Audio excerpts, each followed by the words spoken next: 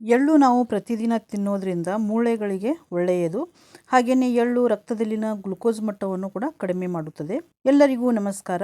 ಆಹಾರ ಶ್ರೀ ಚಾನಲ್ಗೆ ತಮಗೆಲ್ಲರಿಗೂ ಸ್ವಾಗತ. ನಾನಿವತ್ತು ಎಳ್ಳು ಬರ್ಫಿ ಮಾಡ್ತಾ ಇದ್ದೀನಿ. ಇದು ಬರ್ಫಿ ನಾನು ಮಾಡಬಹುದು ಮತ್ತು ನೀವು ಲಾಡೂನು ಕೂಡ ಮಾಡ್ಕೋಬಹುದು. ಎಳ್ಳಿಗೆ ಉಷ್ಣ ಗುಣವಿದ್ರೂ ಅದನ್ನು ದಿನ ನಾವು ತಗೋಬೇಕು ಅಂತ ಹೇಳ್ತಾರೆ. ಅದು ಯಾಕೆ ತಗೋಬೇಕು ಏನು ಅನ್ನೋದನ್ನು ನಾನು ಮುಂದೆ ನಿಮಗೆ ಹೇಳ್ತೀನಿ. ವಿಡಿಯೋನ ಸ್ಕಿಪ್ ಮಾಡದೆ ನೋಡಿ. ಇಲ್ಲಿ ನೋಡಿ, ನಾನು 1 ಕಪ್ ಅಷ್ಟು ಇಲ್ಲಿ ಎಳ್ಳು ತೊಗೊಂಡಿದ್ದೀನಿ. 1 ಕಪ್ಪಿಗೆ ಸ್ವಲ್ಪ ಕಡಿಮೆ ಇದೆ. ಇದನ್ನು ಸ್ವಲ್ಪ ನಾನು ಹುರಿತೀನಿ. ಇದು ಗ್ಯಾಸ್ ಮೇಲೆ ಒಂದು ಪಾತ್ರೆ ಇಟ್ಕೊಂಡಿದ್ದೀನಿ. ಆ ಪಾತ್ರೆಗೆ ಎಳ್ಳು ಹಾಕಿದ್ದೀನಿ. ಹಾಕಿ ಇದನ್ನು ಸ್ವಲ್ಪ ಹುರಿತೀನಿ. ಸ್ವಲ್ಪ ಚಟಪಟ ಅನ್ನೋವರೆಗೂ ಹುರ್ಕೊಳ್ರಿ. ಇಲ್ಲಿ ಚಟಪಟ ಆಗ್ತಾ ಇದೆ. ಇವಾಗ ಇದನ್ನು ಒಂದು ಪ್ಲೇಟಿಗೆ ತೆಗೆದಿಟ್ಕೊಳ್ತೀನಿ ನಾನು. ಈಗ ಸ್ವಲ್ಪ ಇದು ಆರಲಿ, ಅಲ್ಲಿವರೆಗೂ ನಾವು ಬೇರೆ ಸಾಮಗ್ರಿಗಳನ್ನು ಹುರ್ಕೊಳ್ಳೋಣ. ಇಲ್ಲಿ ಅರ್ಧ ಕಪ್ಪಷ್ಟು ನಾನು ಒಣ ಕೊಬ್ಬರಿ ತುರಿ ತೊಗೊಂಡಿದ್ದೀನಿ. ಇದನ್ನು ಸ್ವಲ್ಪ ಮಾಯಿಶ್ಚರ್ ಹೋಗೋವರೆಗೂ ಸ್ವಲ್ಪ ಹುರ್ಕೋಬೇಕು. ಇದು ಕೂಡ ಆಗಿದೆ. ಇದು ಕೂಡ ಒಂದು ಬೇರೆ ಪ್ಲೇಟ್ನಲ್ಲಿ ತೆಗೆದಿಟ್ಕೊಳ್ತೀನಿ. ಇವಾಗ ಇದು ತಣ್ಣಗಾಗಿದೆ. ಈಗ ಇಲ್ಲಿ ನಾನು ಒಂದು ಮಿಕ್ಸರ್ ಜಾರ್ ತೊಗೊಂಡಿದ್ದೀನಿ.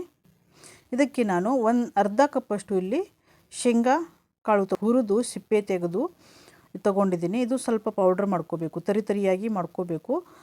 ಮಿಕ್ಸರನ್ನು ನಾವು ಪಲ್ಸ್ ಮೋಡ್ನಲ್ಲಿ ತಿರುಗಿಸ್ಬೇಕು. ಮತ್ತು ಬಂದ್ ಚಾಲು ಮಾಡಿ ನೀವು ಇದನ್ನು ಪೌಡ್ರ್ ಮಾಡ್ಕೊಳ್ಳಿ. ಈಗ ಮಿಕ್ಸಿ ಜಾರ್ನಲ್ಲಿ ಒಣ ಕೊಬ್ಬರಿ ತುರಿ ಹಾಕಿ ಪೌಡ್ರ್ ಮಾಡ್ಕೊಳ್ಳೋಣ. ಈಗ ಕೊಬ್ಬರಿಯನ್ನು ಕೂಡ ನಾನು ಇಲ್ಲಿ ಪೌಡ್ರ್ ಮಾಡಿ ತೊಗೊಂಡಿದ್ದೀನಿ. ಇದು ಕೂಡ ತರಿಯಾಗಿ ಮಾಡ್ಕೋಬೇಕು.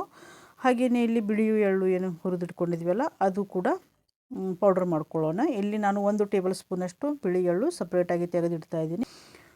ಈಗ ಇಲ್ಲಿ ನೋಡಿ, ಬಿಳಿ ಎಳ್ಳು ತೊಗೊಂಡಿದ್ದೀನಿ. ಇದು ಕೂಡ ಪೌಡ್ರ್ ಮಾಡಿ ತೊಗೊಳ್ಳೋಣ. ಇವಾಗ ಇಲ್ಲಿ ಇದು ಕೂಡ ಪೌಡ್ರ್ ಮಾಡಿ ತೊಗೊಂಡಿದ್ದೀನಿ ನೋಡಿ. ಶೇಂಗಾ ಕಾಳು ಮತ್ತು ಕೊಬ್ಬರಿ ತೊಗೊಂಡಿರೋದ್ರಿಂದ ಇದು ಪೂರ್ತಿ ಈ ಕಪ್ಪನ್ನು ಫುಲ್ ತುಂಬಿ ನಾನು ತೊಗೊಂಡಿದ್ದೀನಿ ಬೆಲ್ಲ. ನಿಮಗೆ ಸಿಹಿ ಕಡಿಮೆ ಬೇಕಂದರೆ ಸ್ವಲ್ಪ 1 ಕಪ್ಪಷ್ಟು ನೀವು ಬೆಲ್ಲ ತೊಗೋಬಹುದು. ಸಿಹಿ ಹೆಚ್ಚು ಬೇಕಂದರೆ ಇಷ್ಟು ಬೆಲ್ಲ ತೊಗೋಬೇಕು ನೀವು. ಈಗ ಅದೇ ಪಾತ್ರೆಗೆ ನಾನು ಬೆಲ್ಲ ಹಾಕಿದ್ದೀನಿ.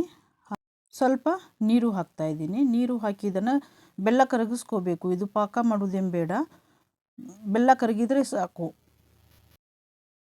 ಅಂದರೆ ಗ್ಯಾಸ್ ಸಣ್ಣ ಉರಿಯಲ್ಲಿನೇ ಮಾಡ್ಕೊಳ್ಳಿ. ಉರಿಯನ್ನು ಯಾವುದೇ ಕಾರಣಕ್ಕೂ ಹೆಚ್ಚು ಮಾಡಲಿಕ್ಕೆ ಹೋಗಬೇಡಿ.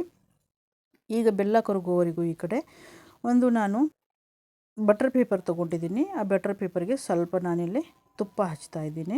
ತುಪ್ಪ ಸ್ವಲ್ಪ ಚೆನ್ನಾಗಿ ಹಚ್ಕೊಳ್ಳಿ. ನಂಗೆ ಗೊತ್ತಾಗಲಿಲ್ಲ, ಸ್ವಲ್ಪ ಕಡಿಮೆನೇ ನಾನು ತುಪ್ಪ ಹಚ್ಚಿದೆ. ಅದು ಅಂಟ್ಕೊಳ್ಳುತ್ತೆ ಪೇಪರಿಗೆ ಎಲ್ಲ. ಮುಂದೆ ತೋರಿಸ್ತೀನಿ ನಿಮಗೆ ಏನಾಗುತ್ತೆ ಅನ್ನೋದನ್ನು. ಈಗ ಇಲ್ಲಿ ಬೆಲ್ಲ ಕರಗಿ ನೋಡಿ ಯಾವ ಥರ ನೊರೆ ಥರ ಬರ್ತಾ ಇದೆ. 1-2 ನಿಮಿಷ ನಾವು ಕುದಿಸಿದ್ರೆ ಸಾಕು. ಬೆಲ್ಲನ ನಾವು ಪಾಕ ಮಾಡೋದೇನು ಬೇಡ.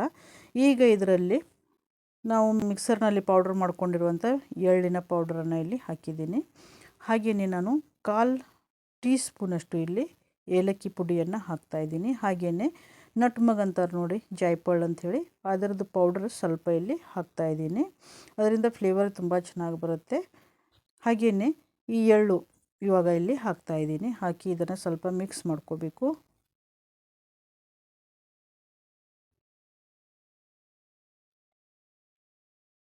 ಈಗ ಇಲ್ಲಿ ಕೊಬ್ಬರಿಯನ್ನು ನಾವು ಪೌಡ್ರ್ ಮಾಡ್ಕೊಂಡಿದ್ವಲ್ಲ ಅದನ್ನು ಇಲ್ಲಿ ಹಾಕಿದ್ದೀನಿ. ಹಾಗೆಯೇ ಇದು ಶೇಂಗಾ ಪೌಡ್ರ್, ಇದು ಕೂಡ ಇಲ್ಲಿ ಹಾಕ್ತಾಯಿದ್ದೀನಿ. ಇದನ್ನು ಹಾಕಿ ಚೆನ್ನಾಗಿ ಮಿಕ್ಸ್ ಮಾಡ್ಕೊಳ್ಳಿ. ಇದು ನೆನಪಿನ ಶಕ್ತಿಯನ್ನು ಕೂಡ ಹೆಚ್ಚು ಮಾಡುತ್ತೆ, ಚರ್ಮದ ಕಾಂತಿಯನ್ನು ಕೂಡ ಹೆಚ್ಚು ಮಾಡುತ್ತೆ ಮತ್ತು ದೇಹಕ್ಕೆ ಬಲವನ್ನು ಕೂಡ ಕೊಡುತ್ತೆ ಅಂತ ಹೇಳ್ತಾರೆ. ಹಾಗೆಯೇ ಇದನ್ನು ಮಕ್ಕಳಿಗೂ ಕೂಡ ಕೊಡಬಹುದು. ಮಕ್ಕಳ ಬುದ್ಧಿಶಕ್ತಿಯನ್ನು ಕೂಡ ಹೆಚ್ಚು ಮಾಡುತ್ತೆ ಅಂತ ಹೇಳ್ತಾರೆ.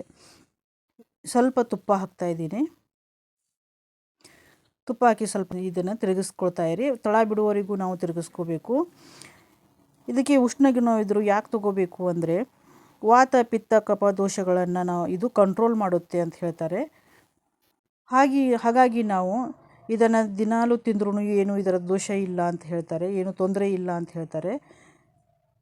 ಪ್ರತಿದಿನ ನಾವು ಈ ಎಳ್ಳನ್ನು ಯಾವುದಾದ್ರೂ ಒಂದು ರೂಪದಲ್ಲಿ ದಿನಾಲೂ ನಾವು ತೊಗೋಬಹುದು. ಸಲಾಡ್ನಲ್ಲಿ ಹಾಕಿ ತೊಗೋಬೋದು, ಅಥವಾ ಅಡುಗೆಯಲ್ಲಿ ಒಗ್ಗರಣೆಗೆ ಹಾಕಿನೂ ಕೂಡ ನಾವು ತಿನ್ನಬಹುದು. ಎಣ್ಣೆ ರೂಪದಲ್ಲಿಯೂ ಕೂಡ ನಾವು ಇದನ್ನು ತೊಗೋಬಹುದು. ಇದು ತುಂಬ ಒಳ್ಳೆಯದು ಅಂತ ಹೇಳ್ತಾರೆ. ಇವಾಗ ಇಲ್ಲಿ ನೋಡಿ, ಇದು ತಳ ಬಿಡ್ತಾ ಇದೆ, ಇವಾಗ ಗಟ್ಟಿಯಾಗ್ತಾ ಇದೆ. ಇದನ್ನು ಈಗ ಗ್ಯಾಸನ್ನು ಆಫ್ ಮಾಡಿ ಕೆಳಗೆ ಇಳಿಸ್ಕೊಂಡಿದ್ದೀನಿ. ಈ ಬಟರ್ ಪೇಪರಿಗೆ ಏನು ತುಪ್ಪ ಹಚ್ಚಿದ್ದೀವಲ್ಲ ಅದರಲ್ಲಿ ಇದನ್ನು ಹಾಕ್ತಾಯಿದ್ದೀನಿ. ನಿಮಗೆ ಬಟರ್ ಪೇಪರ್ ಇಲ್ಲ ಅಂದರೆ ಯಾವುದಾದ್ರೂ ಒಂದು ನಾವು ಚಪಾತಿ ಎಲ್ಲ ಲಟ್ಟಿಸ್ತೀವಿ ಅದರ ಮೇಲೇನೂ ಕೂಡ ನೀವು ಸ್ವಲ್ಪ ತುಪ್ಪ ಹಚ್ಚಿಕೊಂಡು ಇದನ್ನು ಹಾಕಿ ನೀವು ಮಾಡಬಹುದು. ಯಾವುದೇ ಸಿಹಿ ನೋಡಿ ನಾವು ಪಾಕ ಮಾಡಿದರೆ ಸ್ವಲ್ಪ ಹೆದರಿಕೆ ಮಾಡಲಿಕ್ಕೆ, ಇದು ಪಾಕ ಇಲ್ಲ ಏನಿಲ್ಲ, ನಾವು ಆರಾಮಾಗಿ ಇದನ್ನು ಮಾಡ್ಬೋದು, ಹೆದರುವ ಅವಶ್ಯಕತೆ ಇಲ್ಲ ಇದಕ್ಕೆ. ನೀವು ಇದನ್ನು ಬರ್ಫಿ ಥರನೂ ಮಾಡ್ಕೋಬಹುದು, ಇಲ್ಲಾಂದರೆ ಲಾಡು ಥರನೂ ಕೂಡ ಮಾಡ್ಕೋಬಹುದು ಇದನ್ನು. ಇವಾಗ ಇಲ್ಲಿ ನೋಡಿ ನಾನು ತುಪ್ಪ ಸರಿಯಾಗಿ ಹಚ್ಚಲಿಲ್ಲ, ಈ ಬಟರ್ ಪೇಪರಿಗೆ ಸ್ವಲ್ಪ ಅಂಟ್ಕೊಂಡಿದೆ. ನೀವು ಹಚ್ಚಬೇಕಾದ್ರೆ ಬಟರ್ ಪೇಪರಿಗೆ ತುಪ್ಪ ಚೆನ್ನಾಗಿ ಹಚ್ಕೊಳ್ಳಿ. ಒಂದು 10 ರಿಂದ 15 ನಿಮಿಷ ಬಿಟ್ಟು ನೀವು ಇದನ್ನು ಕಟ್ ಮಾಡಬಹುದು. ಈಗ ಇಲ್ಲಿ ನೋಡಿ ಗಟ್ಟಿಯಾಗಿದೆ ಇದು. ಇದರ ಮೇಲೆ ನಿಮಗೆ ಯಾವ್ದು ನಿಮ್ಗೆ ಇಷ್ಟ ಇರುತ್ತೆ ನೋಡಿ, ಆ ಡ್ರೈ ಫ್ರೂಟ್ಸ್ನ ಬೇಕಾದರೂ ಮೇಲ್ಗಡೆ ಹಾಕಿ ನೀವು ಮಾಡಬಹುದು. ಇವಾಗ ಇಲ್ಲಿ ನಾನು ಗಸಗಸೆ ಸ್ವಲ್ಪ ಹಾಕ್ತಾಯಿದ್ದೀನಿ ಮತ್ತು ಕುಂಬಳಕಾಯಿ ಬೀಜ ಸ್ವಲ್ಪ ಹಾಕ್ತಾಯಿದ್ದೀನಿ. ನೀವು ಬೇಕಾದರೆ ಗೋಡಂಬಿ, ಪಿಸ್ತಾ ಇದೆಲ್ಲ ಚೂರು ಚೂರು ಮಾಡಿ ನೀವು ಹಾಕಬಹುದು ಅದರ ಮೇಲೆ, ಇಲ್ಲಾಂದ್ರೂ ಹಾಗೇನೂ ಕೂಡ ಮಾಡ್ಕೋಬಹುದು.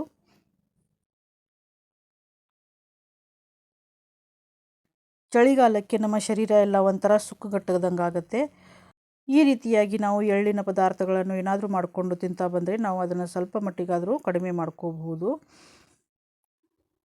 ಇವಾಗ ಇಲ್ಲಿ ನೀವು ನೋಡ್ಬೋದು ನೋಡಿ ಎಷ್ಟು ಚೆನ್ನಾಗಿ ಬಂದಿದೆ ಅಂಥೇಳಿ.